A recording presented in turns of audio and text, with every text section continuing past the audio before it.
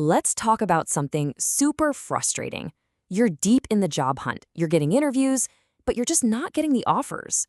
Well, today, we're going to break down one single question you can ask at the very end of your interview that might just change everything.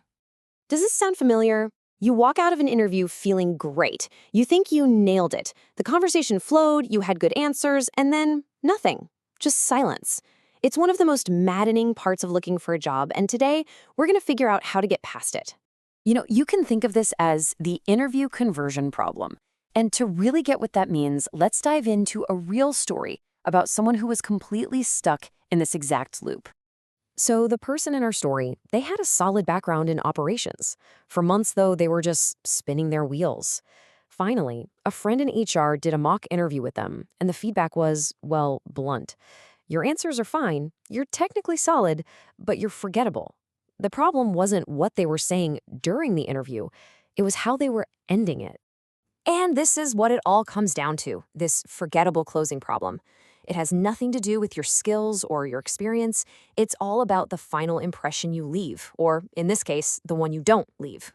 Think about the questions we're all told to ask. So, what's the team culture like? Or what are the next steps in the process? And look, they're fine. They're okay. But they're so passive.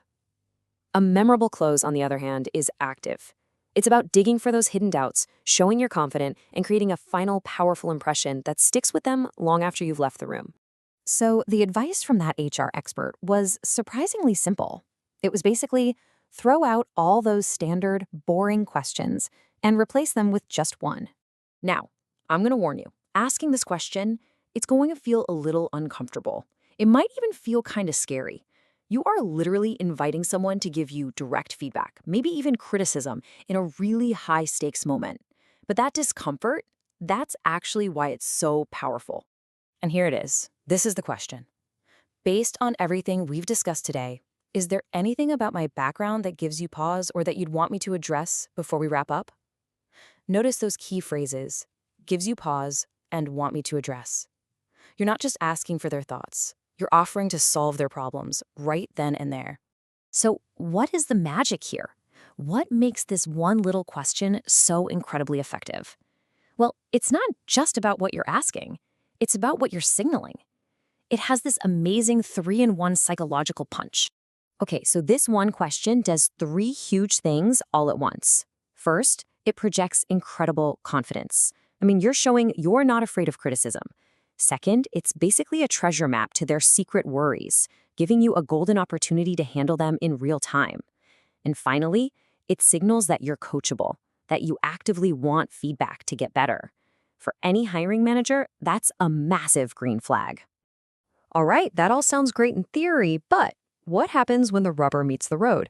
Let's take a look at the actual results from putting this question to the test. So the person from our story decided to try this out. They used this exact question in their next 7 interviews, and what they discovered was pretty fascinating. In 3 of those 7 interviews, we're talking almost half of them, the interviewer actually voiced a specific concern that hadn't come up at all. This was crucial, actionable information that would have just stayed a hidden deal breaker otherwise. For example, in one of those interviews, the hiring manager said, "Well, now that you mention it, I was a bit curious about this gap on your resume. It hadn't come up naturally, but because the door was opened, the candidate got to explain it." Just like that, a potential red flag completely disappeared.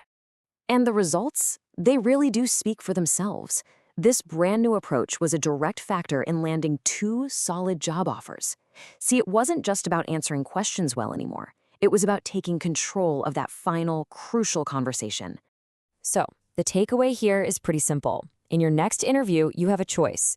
You can ask a standard question and probably be forgotten, or you can ask the one that opens the door to what they're really thinking.